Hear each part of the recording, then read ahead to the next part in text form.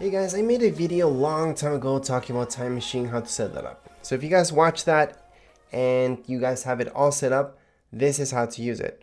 So right now you have your external hard drive hooked up, it's all good. You guys have Time Machine all set up. What do you guys have to do? Every time you guys want to make that backup, go into System Settings, or you guys could go up here, by the way. So up here you guys are going to see this, but let's assume you guys don't have that just yet. We're going to go the long way just to teach you. Type in Time Machine on the top left hand corner so you guys can just search for it really quick. And then from here, I'm going to stop this backup because you guys are not supposed to see that. And then from here, that's your backup. Okay. So I want you guys to know that that's where your backup's at. That's what you guys did. And you guys can see options here and choose what to exclude from the backup. So what I'm excluding are other external hard drives that have hooked up. You don't have to exclude them. You guys can click on them. Click on the minus, plus you guys can exclude even more stuff. Automatic, you guys can put manually for the backup frequency. For me, it's every hour whenever I have it hooked up. I don't have it hooked up the whole time, obviously. I only hook it up just to make the backups.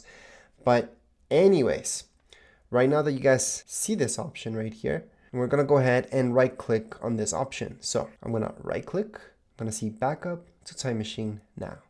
And now it's gonna do that backup. If I wanted to do that the short way, it would be up here, click on it, and once you click there, you're gonna see this. You're gonna click on backup now. That would be the short way. Right now, I only see this option because it's already backing up, but that's the other way to get started with your backup. That's literally all you guys have to do.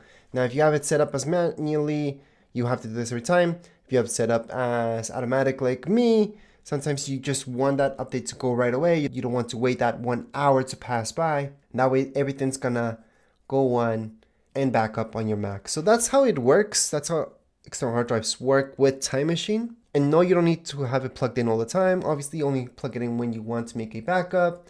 Don't unhook it. Don't, just eject it in the middle of a backup. And once you're done your backup, you guys can go into your Time Machine, right click on it and eject Time Machine. That you can do. And then you can unplug your external hard drive. But other than that, that would be it for this video. If you guys have any questions, comments, you guys can write down here in the comments area. Don't forget to subscribe and like. Thank you.